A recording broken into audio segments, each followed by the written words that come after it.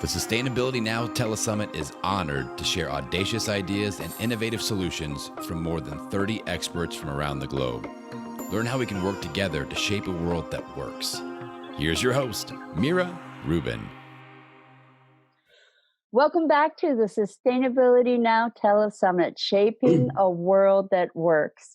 You are in for a treat with Alosha Lynov.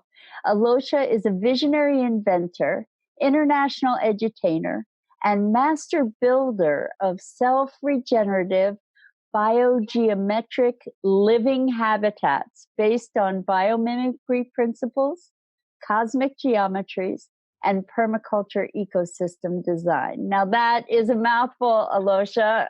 Thank you. Welcome. We're so glad to have you here. It's really awesome. Awesome. So you really are quite an inventor, and you've spent years studying all different kinds of building modalities and off-grid living technologies. And we're going to specialize in our conversation today around water. But how about if you just give us a brief foundation of where you've studied, where you've gleaned some of this information, and then you've synthesized all this to come up with some really wonderful systems. I don't know if I could play a little video. It's a 3-minute video, basically.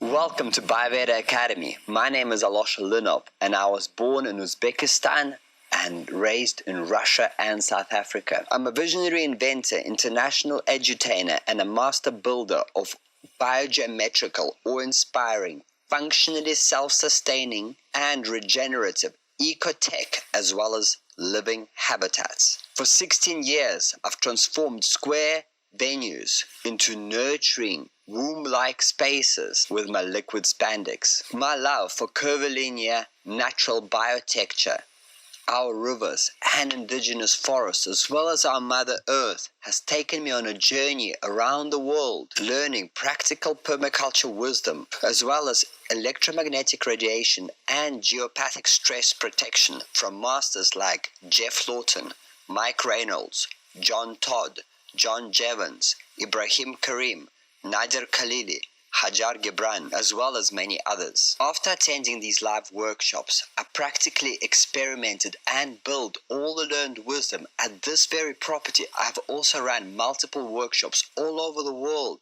teaching folk about water self-sufficiency as well as eco-home construction. Making countless and very expensive mistakes over the last 12 years made me perfect nature-inspired water ecosystems as well as our eco-home construction methods. My approach for learning, teaching, building, and designing allowed me to record, organize, and upload our Living Eco-Home Masterclass, which will practically assist any novice to build an off-grid eco-shelter without bank's generous hand, or create full water self-sufficiency around their current home. In our self-study online comprehensive training, you will practically learn step by step from start to finish how to build a bioshelter living organism which mimics nature's genius by expressing permaculture ecosystemic design. These autonomous shelters, which can be built anywhere on Earth, create their own oxygen, treat external air with fungi, grow food from wastewater, and neutralize the harmful effects of electromagnetic radiation, humanizing man-made technology with the design language of biogeometry and addition of Shungit argon energy accumulators to the natural building materials. Our DIY solar passive design homes interact with sun, shade, wind, and harvest rain, then store it in a variety of discrete, robust, and super affordable water reservoirs, then purify it with biochar slow sand filter, and recycle all of their wastewater 7 times for garden irrigation, flushing of loos, as well as biogas production. Our bioshelter organisms are designed to be nested in economically thriving cooperative communities, all based on natural law.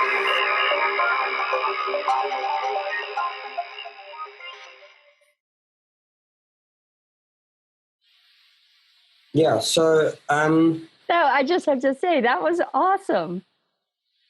That was awesome. Thank you. Yeah, it just explains what I've done, and so just to give you what I've been aiming for is this highest impact action we can do to really like turn humanity from self-destructing itself. What's the highest impact? So for me, it was food, shelter, water, because we can talk all we want unless we can eat and drink water and have a roof over our head in the cold weather. That's not, so that's solid. I'm not a farmer. I do like getting my hands dirty in the ground just for meditative, but I'm not a farmer, so I'm not going to call myself but I have studied permaculture to understand how we can do this thing properly on the land and not make silly mistakes like I did on the farm. I am more of an inventor and a builder and a teacher. And a builder, I like to build with other students. I'm not a builder with a team of guys in the back driving around building houses for people. That's what I've done with the decor business, and that's what I got out of it. So I really thrive when I have like 20, 25 people, and I'm like a buzzy bee, showing this one like that, showing how that, and then getting everybody busy. There's a few people standing. Why are you standing? Get them busy. And then we have this, like that house in Nepal just rose up in 13 days from zero to, almost completion. So that's where I really thrive. And then I realized, well, after, selling all the water and dome home courses, that the main concern of people was, we're not allowed to build these. Just the engineer's stamp for the square box cost as much as building a house or using natural methods that are literally can be built for $1,000 to $2,000. We know that things have to change. And I'll tell you that one of the things that is helping to precipitate that change is the disaster, for instance, that's happened recently with the fires in California and the acceleration of weather-oriented disasters. So what's happening as a result of that is that people are starting to recognize the necessity of being at least on a microgrid and having some energy independence, and also having a home that isn't going to burn, so this was such a wake-up call for so many people. The path to change is through disaster. What? Through disaster. Pretty much. Yeah. Pretty much. I mean, it's through enough of a shock to give people the incentive to look at other alternatives, and to say, what, the status quo isn't working here. So what can we do? Because we don't want this to happen again. And the magnitude was big enough. Hopefully, the magnitude was big enough this time around to enable people to initiate positive change. But it takes a lot to shake people up and shake them out of an existing paradigm. Yeah, it does. It just does. Yeah. A question to all the educated people out there: what will happen, and how many of these super educated people that are watching this summit are gonna survive should the water switch off for 2 weeks? Exactly. 2 weeks, a month of water going down. Where? What? We're done. But I'm just raising awareness of people somewhat investigating an ecosystem. Maybe even if they're living in their cities, building a water tank. Basically, the water starts by harvesting it in the garden. The first thing you want to do is create some form of a trench which can sink the water, and this trench is filled with logs, sticks, mulch, all the stuff that your next door neighbor is throwing away. So we're talking about free materials. So then any water coming in would sink into here real fast because of the chunky material. Do you agree? Yes. And then basically, oh, this is the start of a food forest. Okay, there.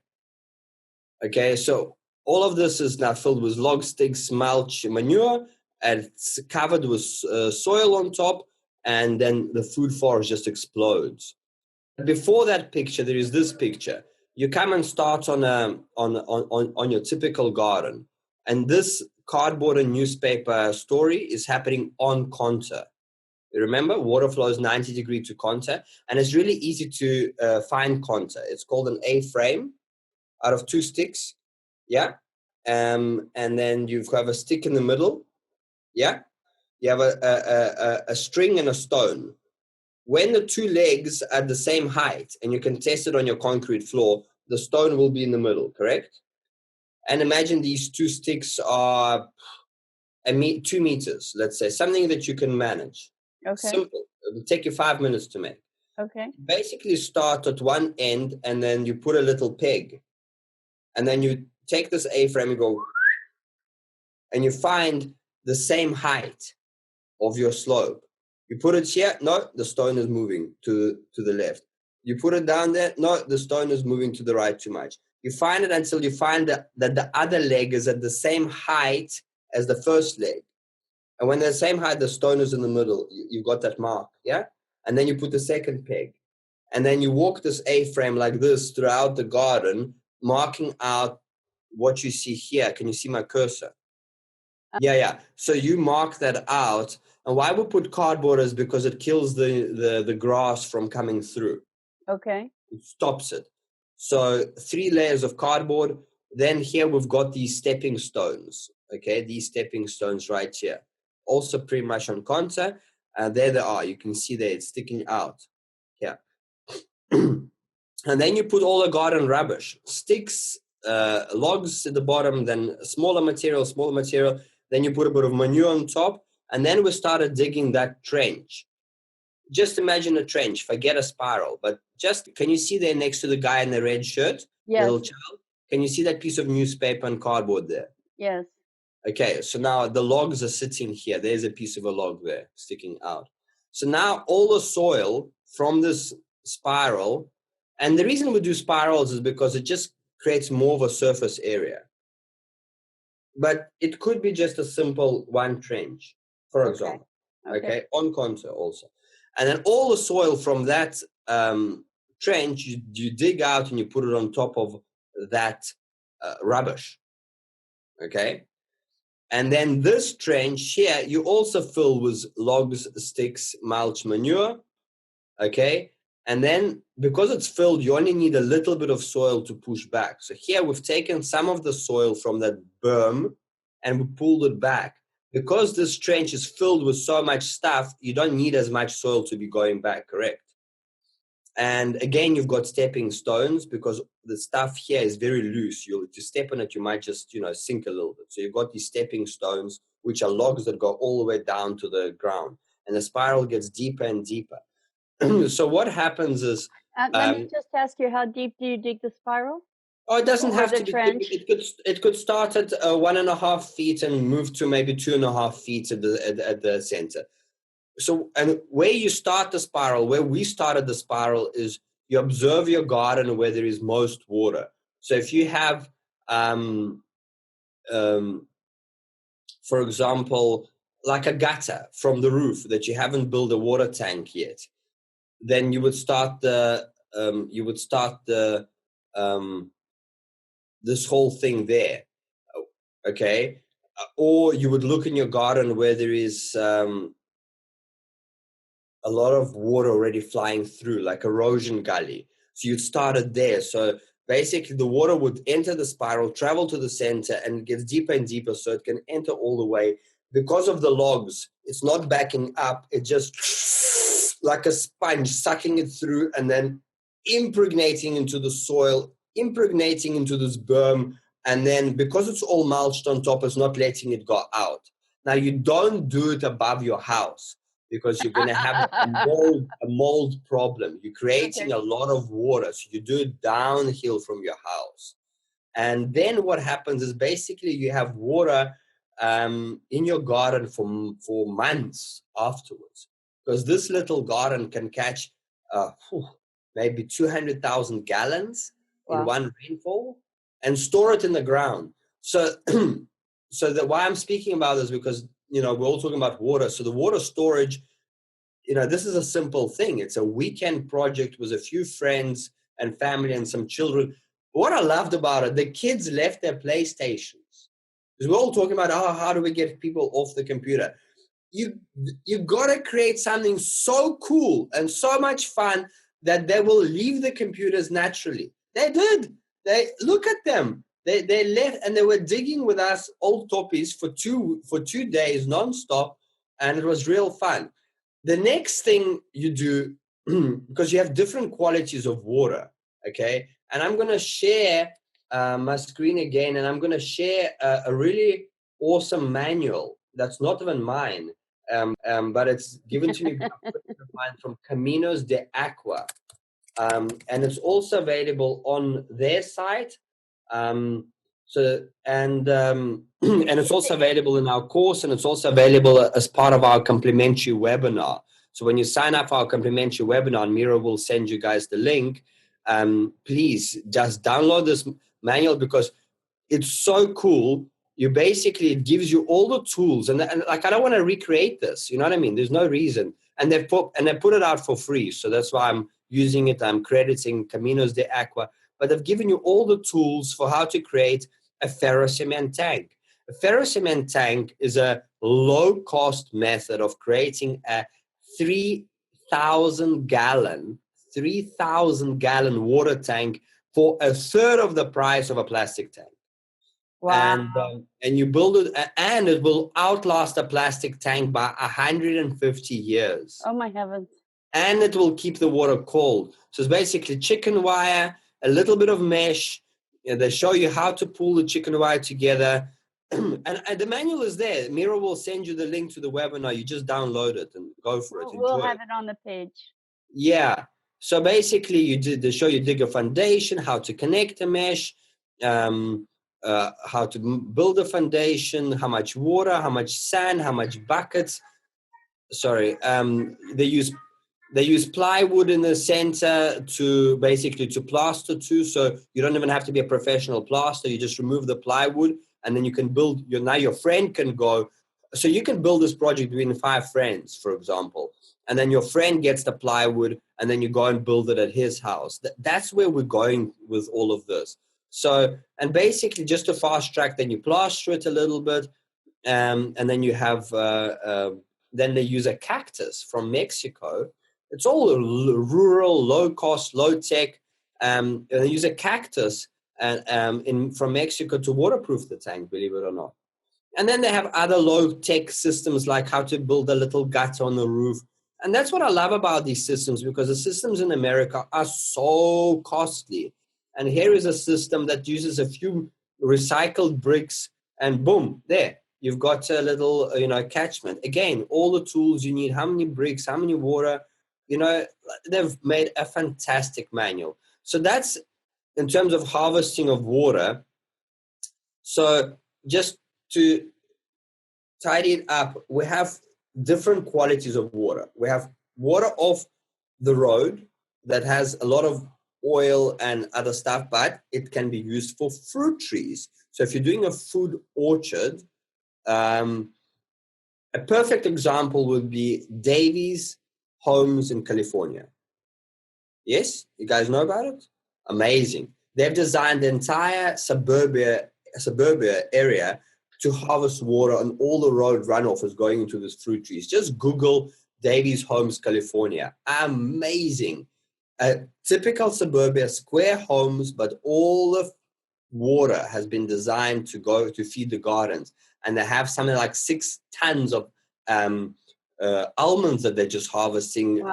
300 varieties of fruit trees. They did it. So road runoff is awesome, but it can be dangerous because it's a lot of water. You would basically cut with a machine into your paving, and you would invite this water to come through a typical curb there. It's a typical curb, and you would cut through it. Then we have another type of water called pavement water. And pavement water is on your property where you've got this huge pavement, yeah, the water is not so clean, but it's not as dirty as road water.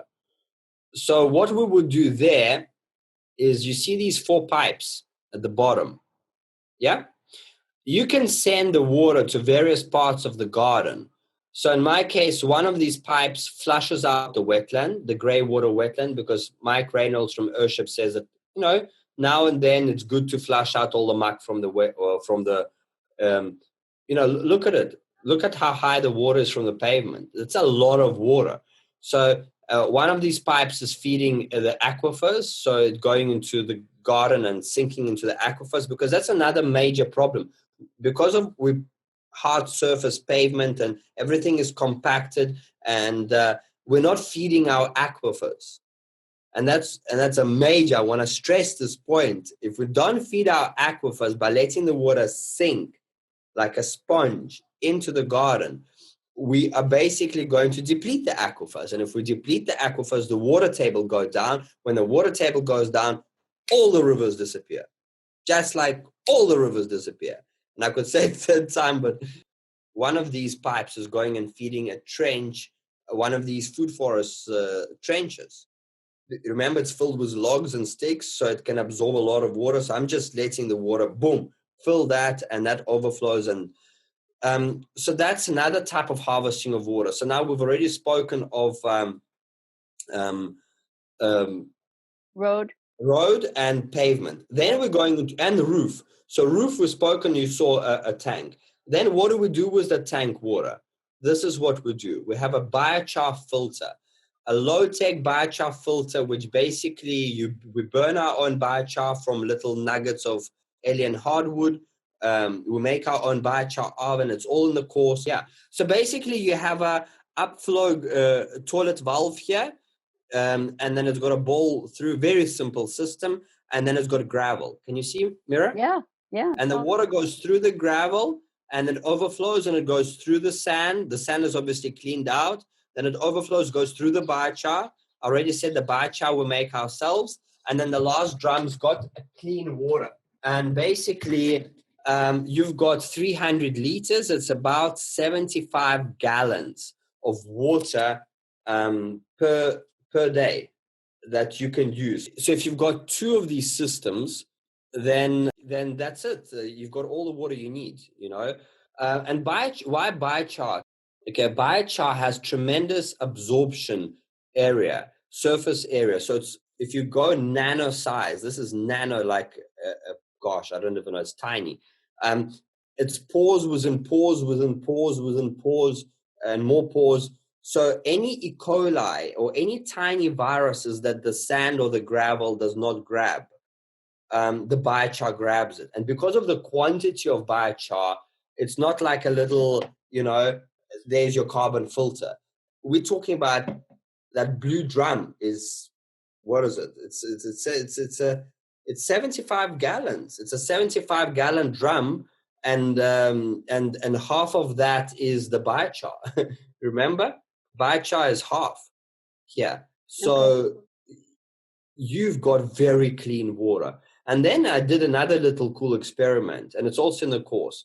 I've added a Vortex pipe, which I imported from America. And I actually teach how to make this Vortex pipe, because I bought it for $1,000. It's insane. And then I would go from, Dan Winter, the sacred geometry guy. No. You must do Dan Winter. Oh, he's amazing. Okay. He's a wizard. But he's got a magnetic pipe. So I've put a magnetic pipe onto the Vortex pipe. So I've got structured water, vortexing, and magnetic also restructures the particles of water. And then I've put it into this little pot with seashells and stones that I've harvested on my hikes in the mountains. And basically that water is circulating. In my last fourth drum, the clean water is circulating, getting magnetic activation, getting vortexing activation, and it's going through the crystals and the seashells, which is bringing calciums, minerals, and all of that life force from the mountains. And so now I'm drinking living water. Could you talk a little bit about structured water? Well, that's basically the work of Dr. Emoto. I mean, Well, but did he? here. Yeah. So the photo on the left is of an ice crystal frozen from severely polluted water. The photo on the right is the same water refrozen after having been blessed by Dr. Emoto. So basically, we, by putting the water through vortexing, okay, we are able to create that crystal. So talk about the vortexing. Basically, creates that constructed chaos, that the same thing that the waterfalls do, and it erases the memory of the water. And they've got crazy results of like water grown, normal water and structured water. The plants are like, gosh, I need to find this. I don't want to waste time looking for it now, but it was like 20 times bigger spinach and mad. So how you do it, you would take a copper pipe, and I'll just talk in millimeters because my brain works in that. Let's say 25 millimeters, okay? And then you would take a 24 millimeter, slightly smaller copper plate, maybe 2 millimeters thick, okay? Something that's not too thin. Then you can either laser cut or engrave beautiful words like "I love you, water," or "thank you."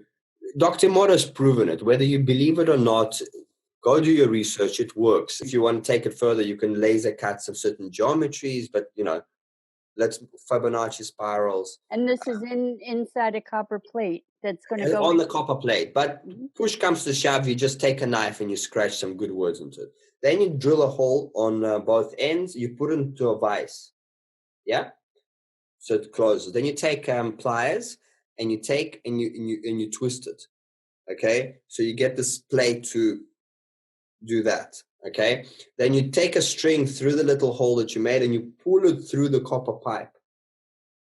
And basically that's it. You can then do your brass fittings, cobra brass fittings on both ends, and then you install it in line. And any water coming in, there it is. Oh wow.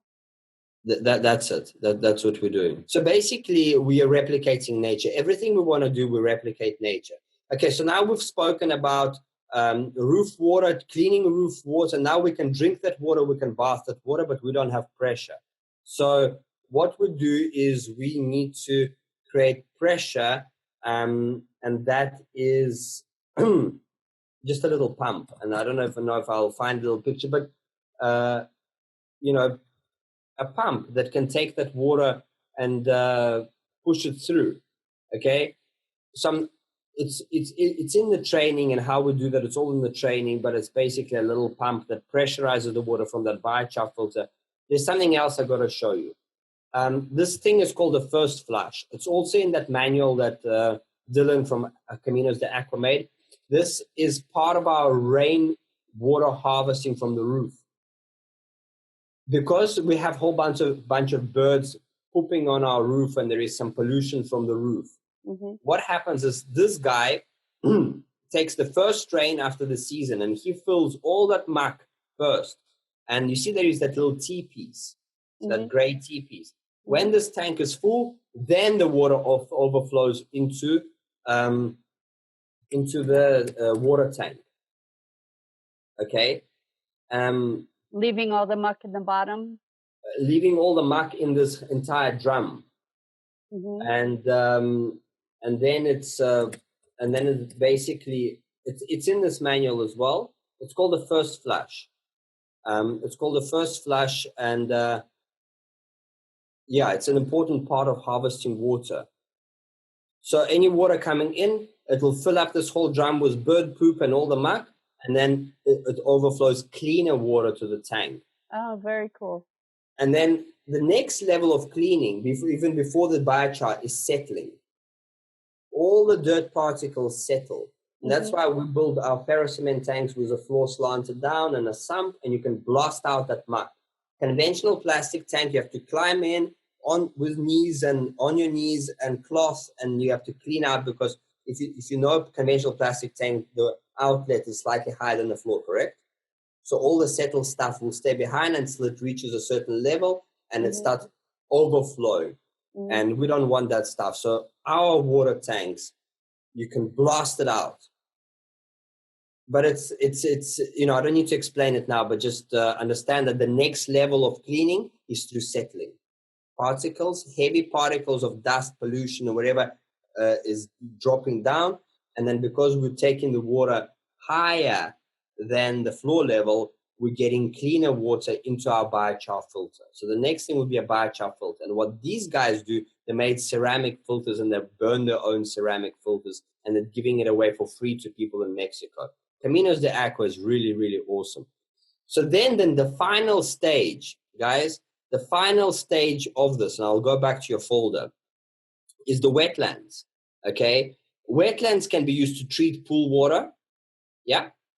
So I've hooked my system, so I'm treating my pool with a wetland. I can drink my pool water, and my pool water, so I've got it's also in the course, very complex wetland to treat the pool water like a professional pool wetland natural pool company. That's their system. And basically, I've hooked my system in a way that my pool is linked to my biochar filter. And this is a pool in the city. I'm not talking about being in pristine nature. City pollution pool, treated with a wetland, clean, yeah? But no chlorine. And then that water is pumped to my biochar filter and I'm drinking my water from my pool. Wow. I mean, that's 32,000 gallons back Wow. up, right? What fear of running out of water? 32,000 gallons. I can drink that I don't even need to tell you, it'll last me 5 years of drinking water, 10 years, you know what I mean?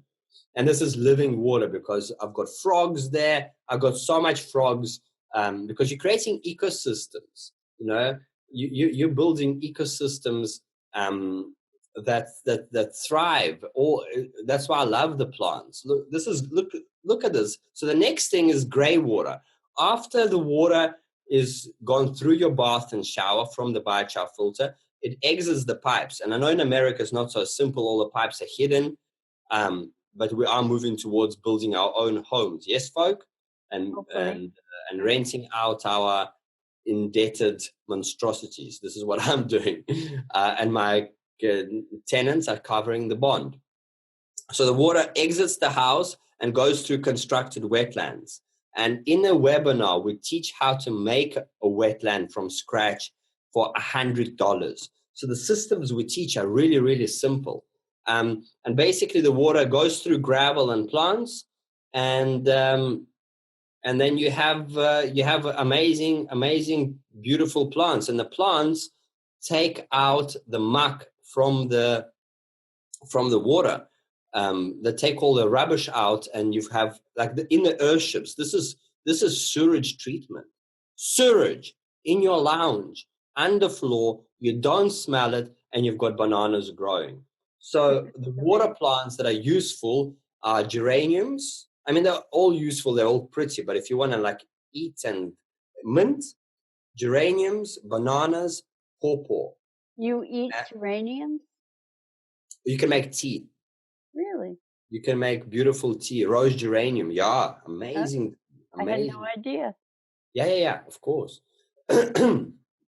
And bananas and pawpaw love gray water. So there are plants. So the plants take up the soaps and they use it as nutrients to thrive. I mean, these plants, they look healthy.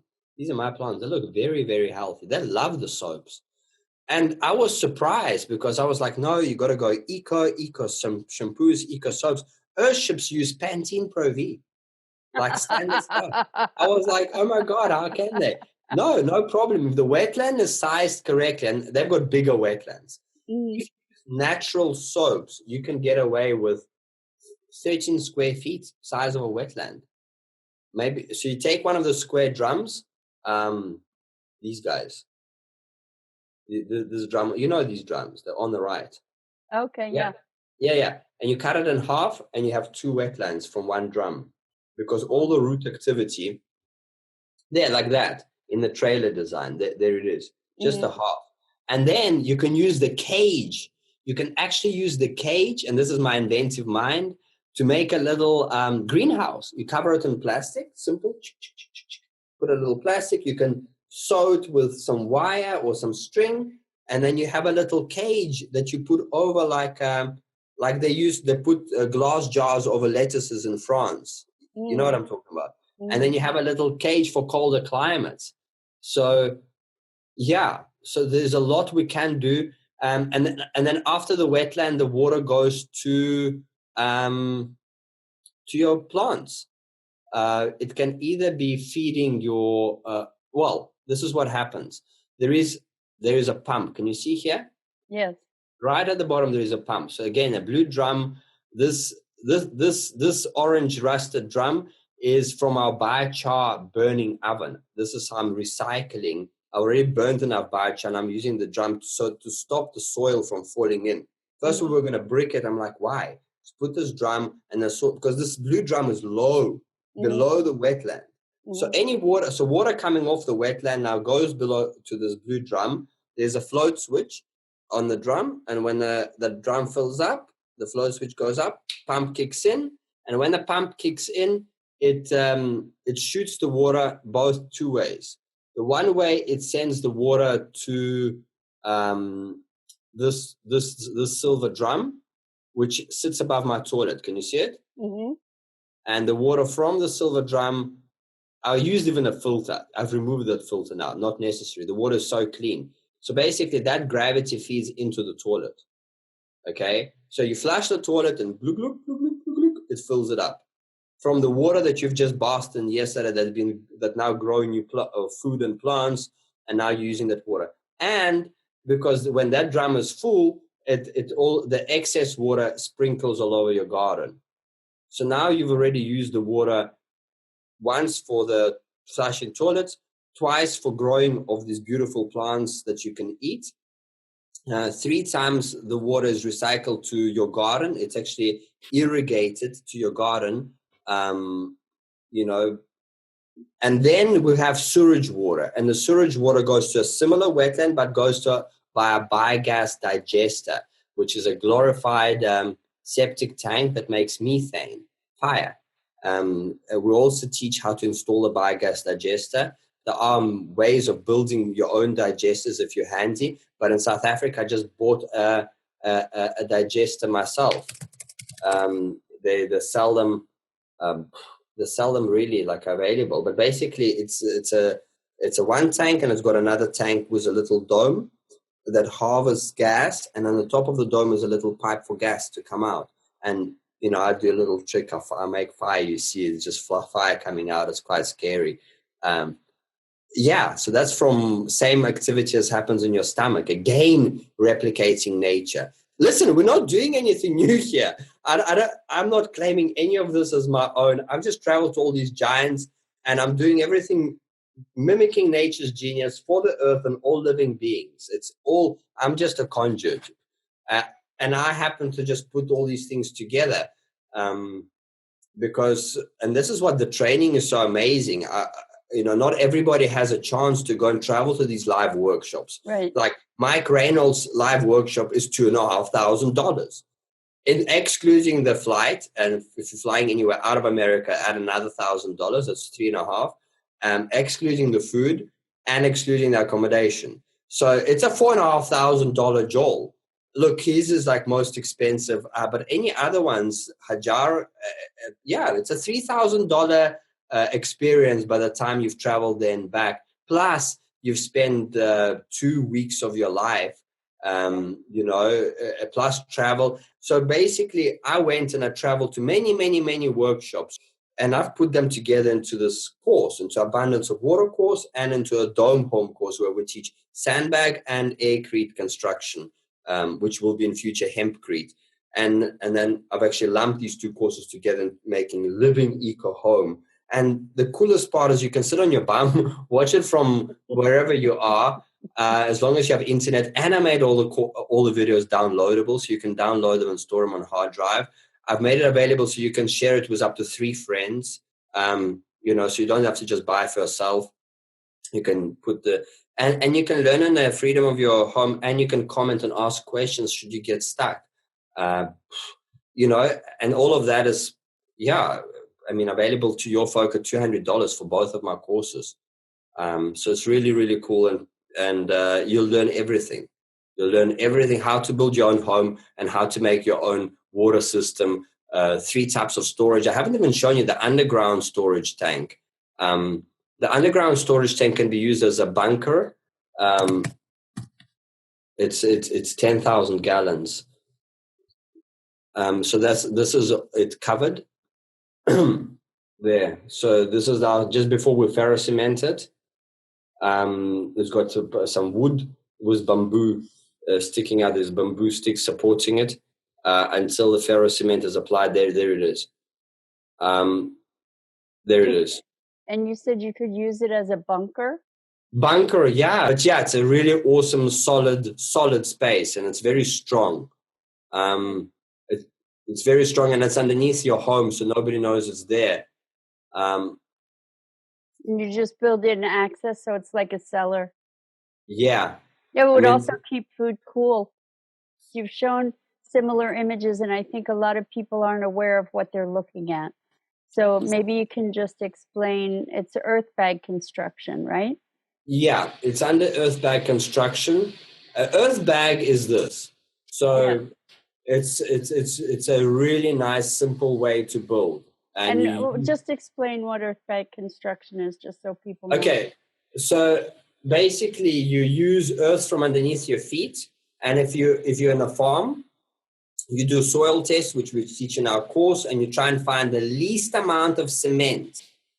Maybe 7%, but definitely 8 will work. But if 7 will work, perfect. So the least amount of cement that you can add as an additive to your soil, whatever soil you have.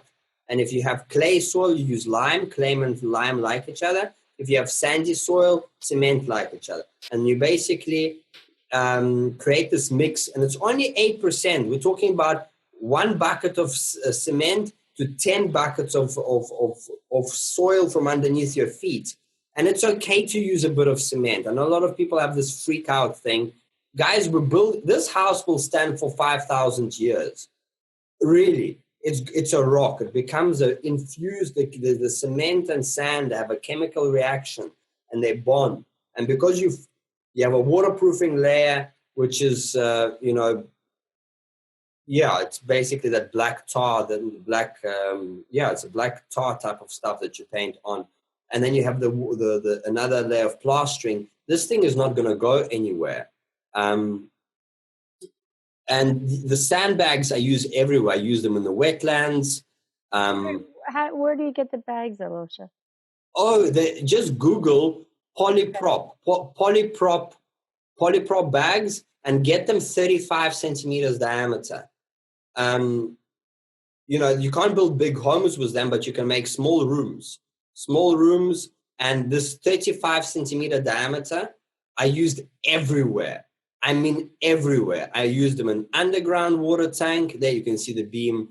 I used them in all my terraces. Amazing terraces. Amazing. Why do we build terraces? Because usually the ground is so compacted.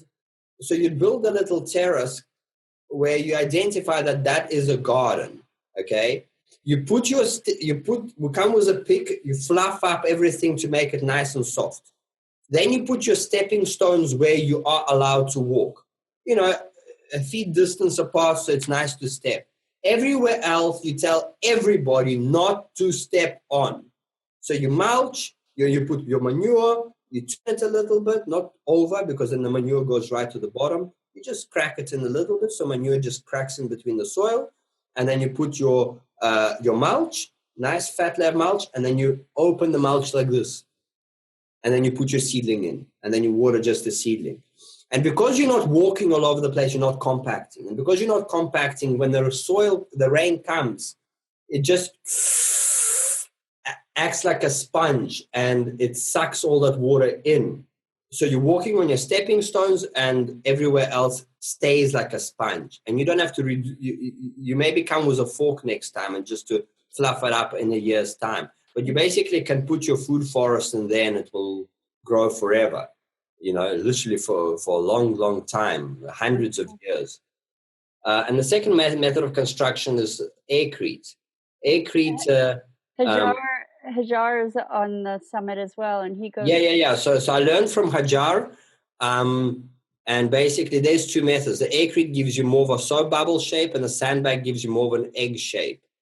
But I love it. The bags can be burnt off and removed because some people are saying, I don't want to live in a plastic. So you can burn it off, if need be. I don't have a problem with it. When it's filled in with plaster, you don't even see it. And then there is the waterproofing layer that basically you waterproof the whole structure so you don't have any water coming in. And you have a skylight. So all of that is in the course. How to install windows, everything, literally everything. In fact, I guarantee that you will be able to build your own home from start to finish. There's one more thing on water that I need to do. There is a thing called kitchen water. And for kitchen water, we'll make a grease trap. And grease trap basically stops the bits and pieces like rice, mealies, corn, wherever that you're shoving down your sink. The basket catches, and that plastic plate catches the fats. So now the water without fats and without bits and pieces goes down into the same trench, like that spiral, but forget the spiral, just a contour line trench filled with logs and in a pipe, like there it's coming out, a 2-inch pipe with holes cut at 5 o'clock and 7 o'clock. I don't have a picture of it, but holes the size of half an inch, okay? They're drilled every 2 feet. So when you release your kitchen water, it goes through this basket, it goes through that white thing at the end, and it just passively gravity feeds your garden. Just gravity feeds your garden, your herbs, your flowers. And the best natural detergent for kitchen, baking soda and mustard powder. Forget the health shop. Guys, you're wasting your money. Baking soda and mustard powder. Get it at high bulk prices, especially mustard powder. Don't go to health shop for that. Get it at like bulk. You can. And what proportion? Just like don't fuss. That's the proportion. Don't Say it fuss. Again? Don't worry. Just don't worry. Okay. Usually they have a tin of baking soda and a tin of mustard powder. You can just put your sponge and like scrape, because eventually it'll get a bit hard because of the water dripping in there, and then to the mustard powder, just scrape and do your thing. Okay, this was amazing. Yeah. So guys, it's a lot, but it's all in the course. And there's, as you can see from this grease trap, the complexity of this project is super easy. And same as the wetlands, even that ferrocement tank, it's not a difficult project. So there's various complexities based on the levels of skills, but everything is made for novice. I mean, 9 years ago when I started with this story, I didn't know anything. I was so lame that I used brass, copper, expensive fittings in that living machine inspired by John Todd in the middle of the mandala garden. I used brass, copper fittings to push gray water. Only to find out later that you get these black fittings like you see in this box, So really, I came from zero, and I'm going to save you all the mistakes, man, mistakes. So I traveled to these workshops. I come back, I build these things, and I make huge mistakes that they didn't tell me. Right. And then I record that on video camera.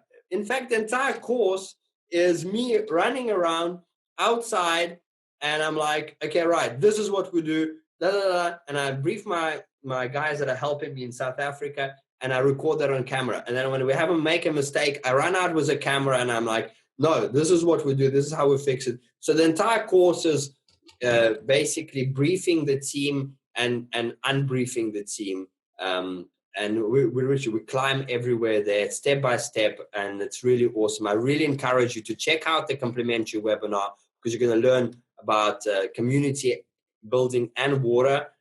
So we'll, it's a community, eco community and natural building workshop.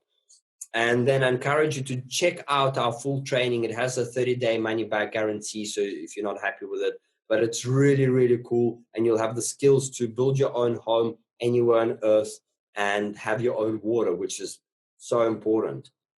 And I'm developing that the homes are going to stop 5G radiation. They're going to protect us with the knowledge I got from Ibrahim Karim, which is the energy of shape.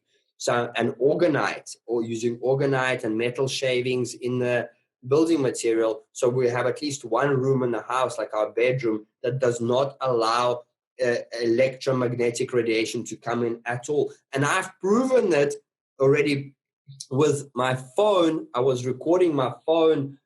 Check I'm on my YouTube video. My Wi-Fi signal went from 3 bar to 0 in my sandbag dome.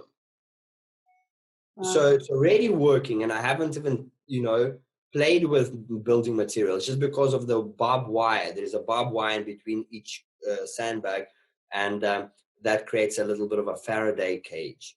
How cool. Yeah. So Mira, on that note, I'd like to say thank you. Thank you for having me on the show. Oh, it was wonderful having you. You're such a vital force. You're a force of nature in and of yourself, Alosha. It's just a joy. Thank you. Thank you for joining us.